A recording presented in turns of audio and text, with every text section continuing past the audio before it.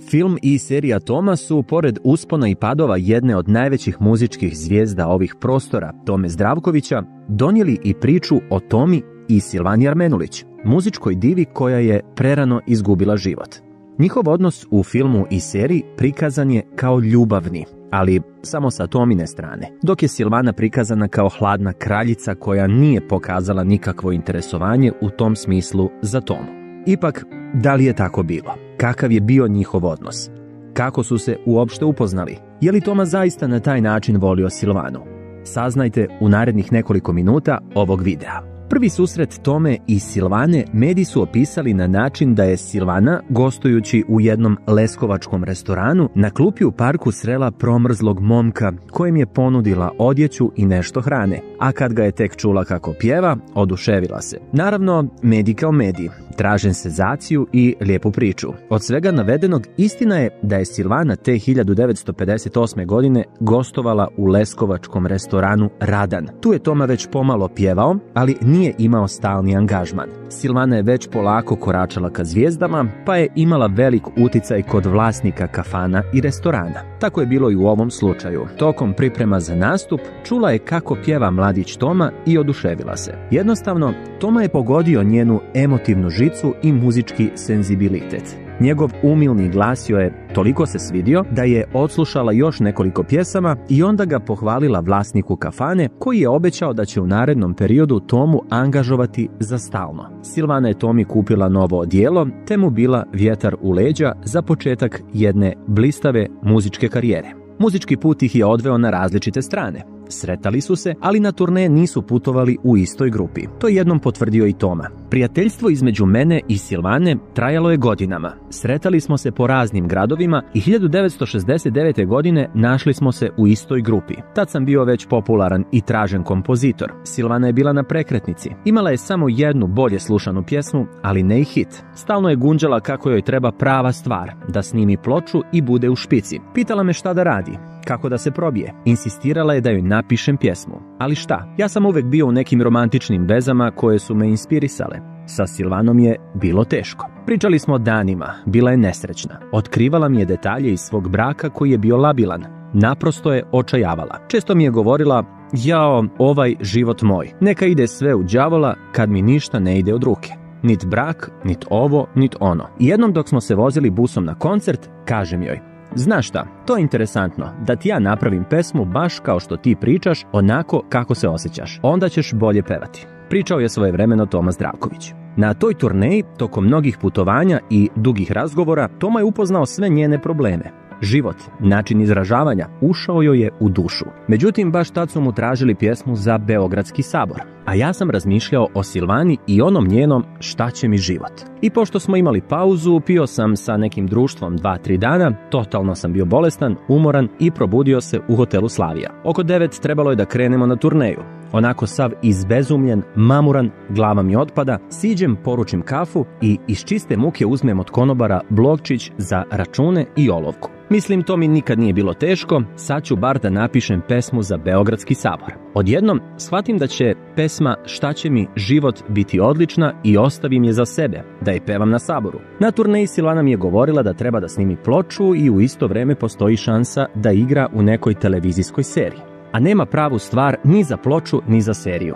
Kad smo se vratili sa turneje, ja sam, krijući se malo od nje, otišao u studio da snimim numeru Šta će mi život. Radio Beograd i Estrada spremali su zajedničku ploču sa stvarima koje će biti na saboru, ali Silvana je čula pesmu baš u tom studiju 5 i počela da me ubeđuje. Dado, molim te, ovo je pesma za mene, ti moraš da mi je daš. I šta ću, dam joj numeru. Uostalom, to je bila njena priča. Pesma je nastala od onoga što je ona meni pričala. Uzmi, i onako sam je pravio za tebe.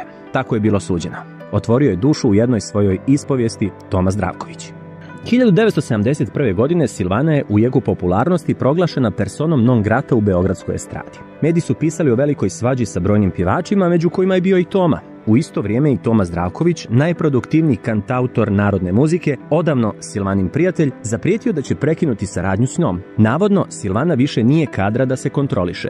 Na Tomu se ne mogu nikako naljutiti.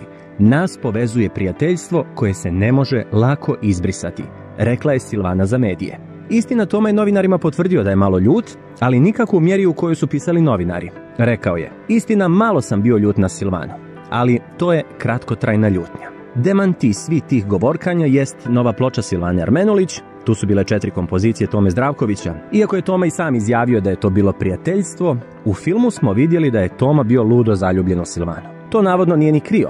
Reditelj filma Dragan Bjelogrlić na jednoj od promocija filma je rekao: Toma je ceo život bio zaljubljen u nju, a nikad nisu imali ništa. Ona ga je pronašla u kafani. Poslije joj je on poklonio najveći hit. To su nam otkrili Novica i još nekoliko ljudi. Toma je nju želeo kao ženu. Nije bio kalkulant. Ipak mnogi pjevači i poznavaoci beogradske estrade 70-ih ne slažu se s ovom tvrdnjom. Pjevačica Zorica Marković, koja je održala nekoliko nastupa sa Tomom i s njim provela dobar dio vremena, izjavila je: sramota je predstaviti Tomu kao paćenika koji je smrtno zaljubljen u Silvanu Armenulić, jer je to daleko od istine. On nije bio zaljubljen u Silvanu, ne znam odakle im ideja da to tako napumpaju. Na pitanje da li je Toma Zdravković zaista bio zaljubljen u Silvanu Armenulić, odgovorio je jednom prilikom i njegov veliki prijatelj i kum Zoran Kalezić. Bio sam svjedok mnogih njegovih ljubavi. Ušao sam kao mlad u grupu, kao i Toma. Silvana je tad bila velika zvijezda, takvih nema više. To je bilo veliko poštovanje. Ona bajkovita priča koju je Bjela predstavio u filmu zato što je napisao pjesmu Šta će mi život, zapravo tu pjesmu je napisao u jednoj izgubljenoj noći, kad mu je bilo veoma teško, kad se pitao da li mu zaista treba takav život. Sem uvažavanja i poštovanja, između Tome i Silvane nije bilo ništa. On je bio vrlo svjestan da je to nemoguća misija, mislim da nije ni pomislio zbog činjenice koje znam, rekao je Kalezić. S druge strane, poznati beogradski fotograf Zoran Kuzmanović Munja, koji je otkrio jednom prilikom da je pjevač zapravo volio Silvaninu sestru Mirjanu. Svi tvrde da je Toma voleo Silvanu, a istina, njegova prava ljubav bila je Mirjana. On je voleo samo tu Mirjanu, njenu sestru, a Silvanu je poštovao jer mu je ona otvorila vrata estrade. Voleo je on i Danku i druge žene, da ne govorim sva imena, ali ljubav sa Mirjanom stvarno je postojala i bila posebna. Ispričao je godinama kasnije Munja. I Tomina supruga Goca pričala je o velikom prijateljstvu njenog supruga i velike muzičke dive Jugoslavije.